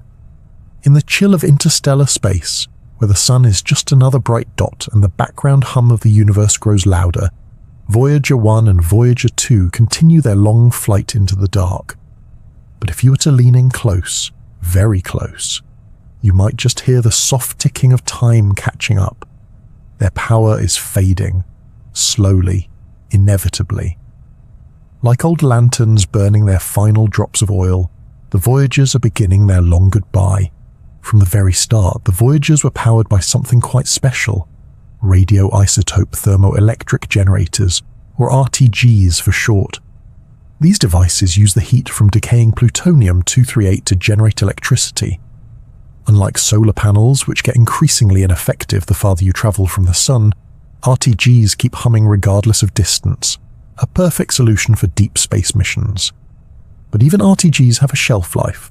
Plutonium-238 decays at a steady, predictable rate, which means the power output has been decreasing year by year. At launch in 1977, each Voyager's RTGs generated around 470 watts of power, about enough to run a few light bulbs. It was modest even then, but it was stable and consistent. Today, nearly 50 years later, the output has dropped to less than half that, and it's still falling. What makes this particularly tricky is that Voyager isn't just a box with an on switch. It's a complex machine with many parts that all need power: instruments, heaters, transmitters, memory systems, attitude control. They all draw electricity, and as the available power dwindles, choices must be made. Which systems are essential, and which ones can go dark? NASA's engineering team has been managing this balancing act with a mix of creativity, caution, and a little bit of magic. They've gradually turned off instruments one by one, not because the instruments themselves are broken, but because there simply isn't enough juice to keep them running. It's a bit like deciding which lights to turn off in your house during a power outage, knowing that eventually even the essentials might have to go. The process has been ongoing for years. Some instruments were shut down as far back as the late 1990s. Others have held on longer, transmitting data about magnetic fields, charged particles, and cosmic rays. Each time one is powered off, it's a small moment of mourning. Not dramatic, but deeply felt by the mission team. These instruments have been companions for decades. Each one that goes silent means a little less science, a little less conversation with the void. In 2023, Voyager 2's plasma science instrument was deactivated. That tool had been monitoring the density and temperature of particles in space, helping researchers map out the edge of the heliosphere and the conditions in the interstellar medium. Its loss was keenly felt but necessary. There simply wasn't enough power to keep it running alongside everything else. And it's not just about the science instruments. The spacecraft must also keep themselves warm.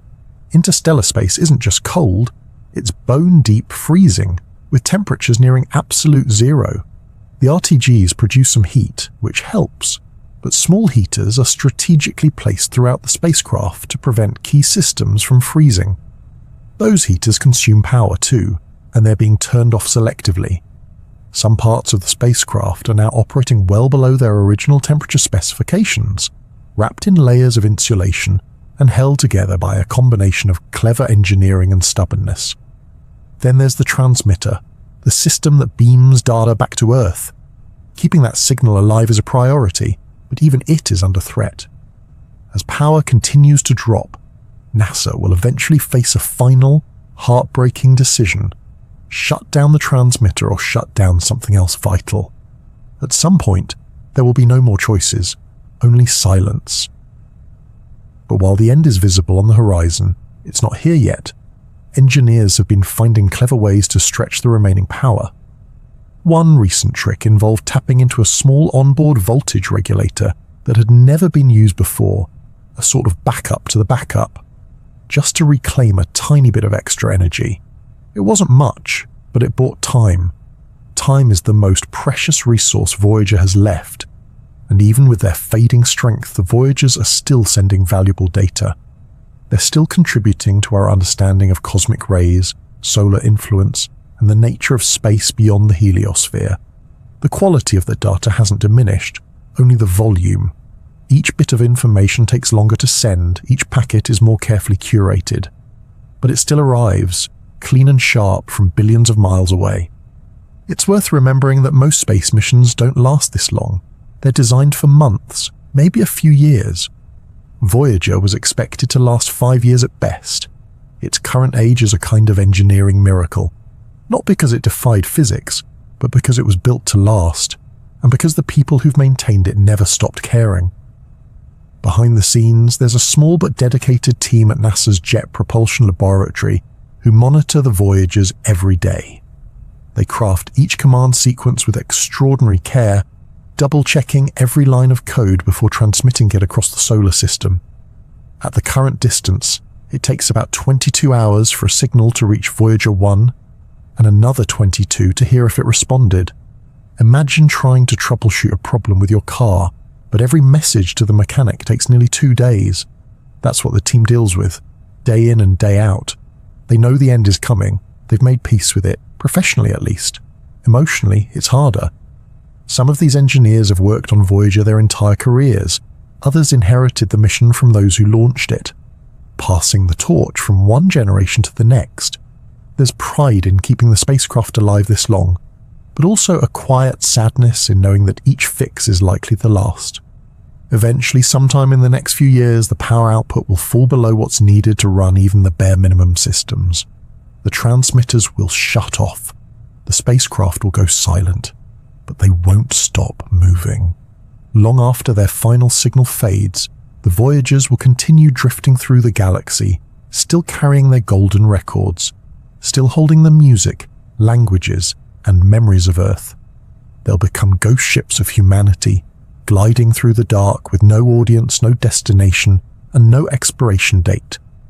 Their last sparks of power may be fading, but their legacy will glow for centuries, in textbooks, in documentaries, in the minds of everyone who looks up at the night sky and thinks, "We sent something out there, and it's still going." Even at the edge of what's possible, Voyager teaches us that endurance matters, that small voices can carry across great distances, and that sometimes the quietest missions have the loudest echoes. Somewhere out there in the galactic dark, 2 golden records are spinning silently through space. Each one is bolted to the side of a small spacecraft no larger than a compact car, drifting ever farther from home with no particular destination. And if you let your imagination wander just a bit, which is highly encouraged at this point in the script, you might start to wonder, what if someone actually finds one? Not just a random cosmic collision or a curious rock. We're talking about someone intelligent, curious, capable of noticing this strange little object floating through the interstellar void, catching it, inspecting it, and eventually decoding the story it carries. It sounds far-fetched, and it is, but that's never stopped humans from dreaming. The golden record was never about high odds. Carl Sagan and his team knew that from the start. They weren't expecting a galactic pen pal. The likelihood of any civilization ever coming across one of the Voyager spacecraft is vanishingly small. Even though they're traveling at over 35,000 miles per hour, space is vast, unimaginably so. The galaxy is a neighborhood where everyone lives millions of light years apart and nobody leaves notes on the fridge. But as a thought experiment, it's irresistible. So let's suppose that somewhere thousands or even millions of years from now, an alien civilization intercepts one of the Voyager spacecraft. What might they make of it? First, there's the obvious issue of discovery. These spacecraft aren't broadcasting. They're not blinking or beeping. By the time an alien civilization finds Voyager, its transmitter will have been quiet for a very long time. They'd have to spot it the old-fashioned way, as a cold, silent object glinting faintly in starlight, barely distinguishable from the background noise. Once found, though, it would stand out. The spacecraft itself is a bit of a mechanical time capsule, all wires and struts and angular elegance. But what would really catch their attention is that strange golden disc, mounted to the side and enclosed in a protective aluminum case. It's the extraterrestrial equivalent of finding a message in a bottle, except the bottle is made of metal and the ocean is about 98% empty.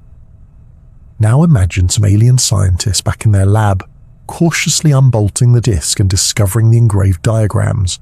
There are instructions etched into the cover showing how to play the record, how to decode its images, and even how to find Earth using a map of pulsars. To us it all seems rather straightforward. To them, it might be the interstellar equivalent of assembling IKEA furniture without the manual. Puzzling, certainly, but fascinating. The diagrams include hydrogen atoms, mathematical constants, and timings of pulsars relative to Earth. Universal signposts that might be decipherable to any civilization with a grasp of physics. With some effort, they could figure out how to play the record and reconstruct the encoded images and sounds. And then the real fun would begin. What, exactly, would an alien make of Chuck Berry? Johnny Be Good is track number 11 on the Golden Record, a rollicking, joyful slice of 1950s rock and roll. To us, it's iconic. But to a species with no ears, no cultural context, and possibly no concept of rhythm, it might come across as pure chaos. Fast, jangly, emotional, and utterly unlike anything in the natural world. They might love it, or they might assume it was a distress signal. The musical selections were deliberately diverse, with pieces from all over the planet. Bach, Beethoven, traditional Chinese Guqin music, Aboriginal songs, Senegalese percussion, Bulgarian folk harmonies, and Louis Armstrong's melancholy blues. There's even a gamelan piece from Indonesia and a Navajo night chant. If nothing else, aliens would be able to tell that Earth was noisy, diverse, fond of repetition and pattern, capable of emotion, expression, and perhaps even something like art. And then there are the sounds. Real-world recordings stitched together into a kind of sonic collage. Ocean waves, wind, thunder, laughter, a kiss, a heartbeat, the cry of a baby, a galloping horse, the sound of a Saturn V rocket lifting off. One can only imagine the puzzled discussions among alien analysts trying to decode what any of that means. Do you think the high-pitched squealing represents communication? No, I believe that's what they use for emotional bonding. But what about the wet smacking sound? Possibly a nutritional ritual. And the whale? Definitely a philosopher. There's something both humbling and hilarious about the idea that a highly advanced civilization might one day sift through our auditory leftovers and try to reconstruct what kind of beings we were. They'd also encounter greetings in 55 human languages, from ancient Sumerian to modern Mandarin. Some are formal, some are cheerful. The English greeting is simple and sweet. hello from the children of planet Earth. It's not technical, it's not poetic, but it's honest. That counts for a lot. And then there's the visual content, 116 images encoded on the record, showing a wide array of human life and nature on Earth. There are pictures of people eating, dancing, giving birth, and holding hands. There are anatomical diagrams, shots of Earth's geography, animals, and even a blurry image of a supermarket aisle. All very ordinary to us, but to someone without context, they might look like the documentary footage of a bizarre carbon-based civilization that once flourished on a moist blue marble. One particularly poetic inclusion is the brainwave data of Andruyan, recorded while she meditated on the history of life and the experience of falling in love. To us, it's a moment of beauty frozen in electromagnetic patterns. To someone else, it might look like a series of erratic pulses and strange peaks. But who knows? Maybe they'll be able to decode not just the signal, but the feeling behind it. Of course, all of this assumes the finders are capable of and interested in interpreting the record. Maybe they're curious, maybe they're cautious, maybe they're so advanced that they glance at the record, shrug their appendages, and go back to harnessing dark energy to power their art galleries. Or maybe, just maybe, they'll listen. And in that listening, they'll hear the laughter of children and the songs of whales. They'll hear ancient greetings and spinning records, the whisper of wind and the hum of machines. They'll hear Earth, not as a collection of data, but as a living, striving, singing planet that once looked up at the stars and wondered, are we alone? It's not just about whether aliens will understand the golden record. It's about the fact that we sent it at all, that we chose to fill it not with warnings or weapons, but with back and blues and the sound of a heartbeat, that we believe someone out there might care enough to listen. In that sense, the message isn't really for aliens, it's for us. A declaration, frozen in gold, that says, this is who we were. We tried to understand. We tried to reach out. We made something beautiful, and we sent it into the dark. And even if no one ever finds it, even if the record spins through space untouched for 1 billion years, it still matters. Because it's out there, still drifting, still whispering, still hopeful. It's hard to imagine a space mission that lasted longer, travelled farther, or touched more hearts than Voyager. Launched in the late 1970s with a slide rule and a dream, these twin spacecraft weren't just explorers. They were ambassadors, archivists, and accidental poets. And while they continue to coast silently through interstellar space, their influence echoes loudly here on Earth. Voyager's legacy didn't end with its last planetary flyby. If anything, that's when its real impact began. It lit a spark, not just among scientists, but across the imagination of an entire planet. It's no exaggeration to say that Voyager changed how we think about space exploration, and it left footprints on the path that many future missions would follow. For planetary scientists, Voyager was a revelation. Before it, much of the outer solar system was a blur, fuzzy telescopic images and speculative textbooks. Voyager turned those question marks into high-resolution answers. Moons once assumed to be lifeless and inert were revealed to be geologically active. Ice-covered worlds hinted at hidden oceans. Magnetic fields twisted in unexpected directions.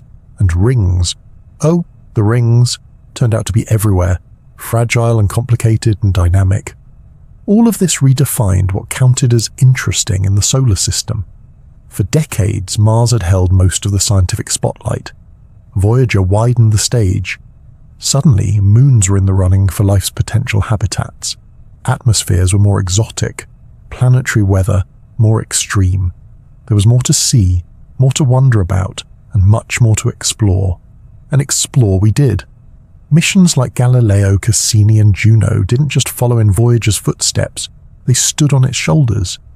Galileo orbited Jupiter and dove into its storms, building on Voyager's data to study the planet's interior and its bevy of strange moons, especially the now infamous Europa. Cassini, with its dramatic ring dives and poetic finale, was directly inspired by Voyager's discoveries at Saturn. It even carried its own small golden record, a tribute tucked into the spacecraft's software, and provided the long, slow answers to the questions Voyager first asked. Cassini didn't just look at Titan's atmosphere. It dropped a lander into it. It didn't just admire Saturn's rings, it mapped their structure in exquisite detail. Then came Juno, a spacecraft designed to probe beneath Jupiter's clouds and untangle its magnetic mysteries. Juno's designers used Voyager's gravity assist playbook and refined it with modern tools. Voyager had cracked open the treasure chest. Newer missions dug through it with tweezers and microscopes. Even missions to other targets, like New Horizons at Pluto, drew on Voyager's legacy. New Horizons was sometimes nicknamed Voyager 3, not because it was officially part of the family, but because its spirit was the same. A single-shot flyby, an encounter with a world we'd never seen up close, a moment of awe. Voyager also set new standards for what long-duration missions could look like. It showed that, with good engineering and a bit of luck, a spacecraft could remain operational not for months, but for decades. That changed how agencies thought about planning, funding, and maintaining missions. It also changed how scientists thought about their own careers. A student just starting out in the 1980s could work on Voyager their entire life, and some did. But Voyager's legacy isn't confined to labs or launch pads. It also punched its way into pop culture, not with the loud splash of a blockbuster, but with the quiet ripple of something deeper. It showed up in films like Star Trek, the motion picture, where a fictionalized Voyager returns to Earth, transformed into a sentient being. It was referenced in countless documentaries, books, and songs. It became a metaphor for persistence, for exploration, for humanity's quiet courage to look outward. The Golden Record alone became a cultural icon. It's been recreated in museums, parodied on television, and celebrated in music. Artists have sampled its audio. Writers have used it as the seed for stories about alien contact, lost civilizations, or humanity's future descendants discovering their own ancient messages. More than anything, Voyager became a symbol, not of triumph exactly, but of wonder. It didn't explode across the sky like Apollo or land like a dusty hero like the Mars rovers. It just kept going. A tiny whisper in the dark, a vote of confidence in the long view. The spacecraft themselves, simple as they seem now, were engineering marvels, built with 1970s technology, hand-soldered circuits, analog tape recorders, and computers with less memory than a modern calculator. They've outlived most of the people who designed them. They don't carry AI. They don't adjust course with onboard intelligence. They were built for durability, not agility. And yet their endurance has outshone almost everything else we've launched. Their very design has become legendary in engineering circles.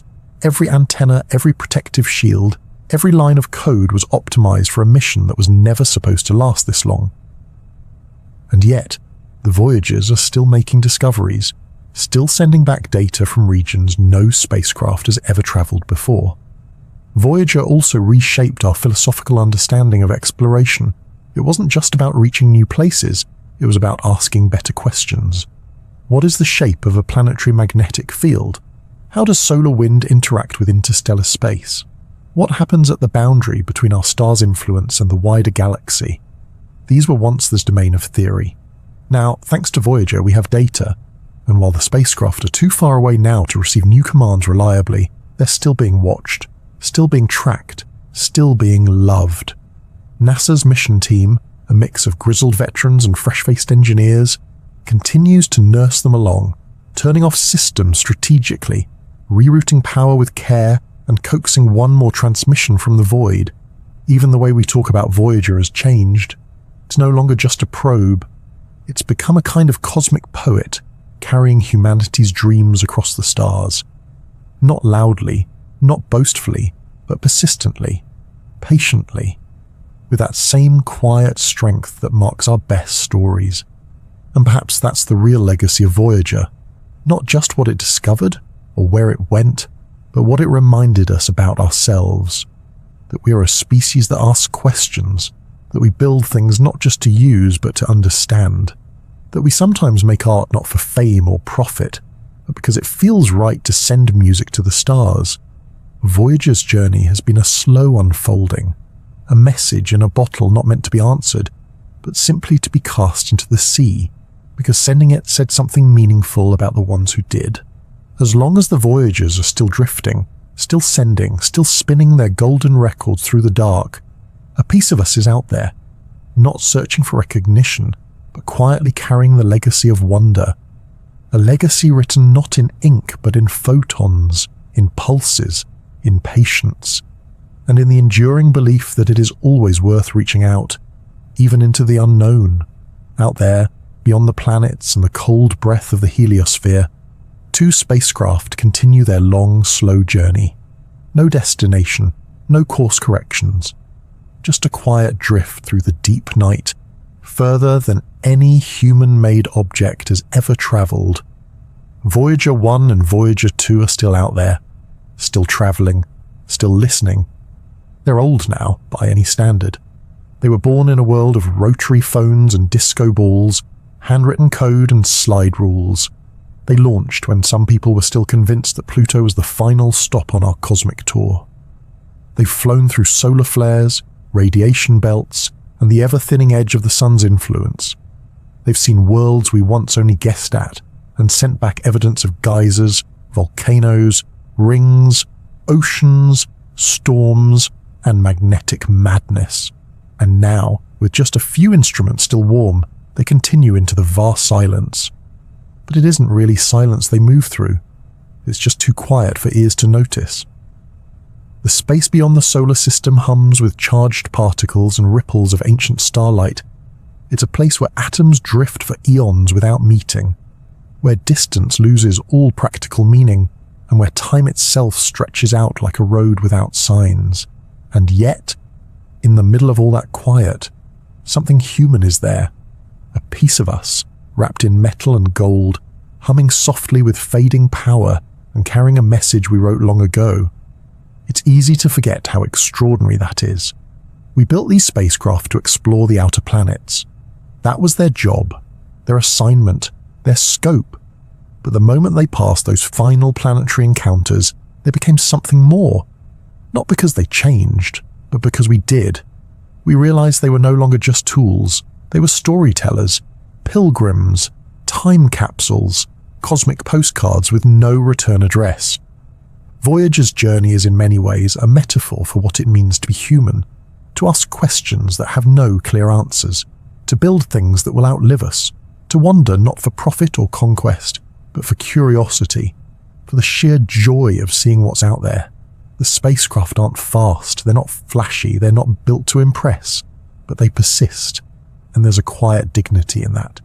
Even now, long after their cameras have gone dark and most of their instruments have been switched off, they still speak.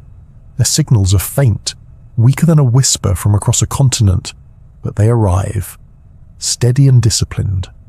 The same tones that once relayed images of volcanic moons and icy rings now carry information about the density of interstellar plasma and the direction of the magnetic field lines beyond the sun's grasp. It's not glamorous data, perhaps, but it's pure gold to the scientists who listen for it. And in that listening there is something sacred. Because listening is an act of hope. It says we believe there is still something to learn, still something worth hearing. That even when the world is noisy and the night is long, a quiet signal from a distant place matters. Maybe that's the heart of Voyager's story. It never shouted, it never demanded attention, it just kept going. It taught us that wonder doesn't always arrive with a bang. Sometimes it comes pixel by pixel, bit by bit. A tiny dot on a screen that turns out to be a moon we never knew existed. The golden record bolted to each spacecraft's side was a final gift, not to science, but to imagination. We didn't have to include it. There was no scientific requirement to send whale songs and greetings in Sumerian. But we did it anyway, because we hoped someone, someday, might find it. We hoped it would matter. And even if it never is found, it still mattered. Because the act of sending it, of choosing to say hello before anyone else did, revealed something essential about us. The stars have always been silent, but we spoke first. We sent music, laughter, the sound of footsteps, the crackle of thunder, the roar of rockets and the hush of breath. We sent data and diagrams and the brain waves of someone in love. We didn't send warnings. We didn't send threats. We sent wonder. Because that's what we are. A species of questions and lullabies, of equations and lullabies, of curiosity and courage. Voyager's legacy isn't just about what it found. It's about what it inspired. New missions, new scientists, new dreams. It helped us realize that even our most distant machines can be storytellers. That even a spacecraft can carry meaning far beyond its mass. And that the farther we reach, the more we understand what it means to be home. One day soon, Voyager's power will finally run out. The signal will fade. The instruments will fall silent. No one will notice immediately. There will be no explosion. No dramatic farewell. Just a long pause in a signal that never resumes. But even then, the spacecraft will not be lost. It will keep moving slowly and steadily among the stars, silent but not forgotten. And someone, perhaps us, perhaps not, might remember that we once built 2 small ships and sent them into the dark not for answers but for the joy of the question. And maybe that's all the legacy we need. Now, as we reach the end of this story, I want to ask you what I asked when we began. Are you still awake? Still drifting among the stars with me? Or have you already slipped off into sleep, Voyager's gentle signal carrying you toward dreams? Either way, thank you for joining me on this quiet journey. Before you go, I'd love to hear where you're listening from and what time it is where you are. Whether you're under a city skyline or curled up in a quiet countryside, whether it's midnight or just the edge of dawn, thank you for being part of this moment. And if you've enjoyed this voyage through time and stars, consider leaving a like and subscribing to The Sleepy Scientist. It helps more dreamers find their way here and helps keep the signal going just a little longer. Till next time, rest well, stay curious, and remember, we spoke first.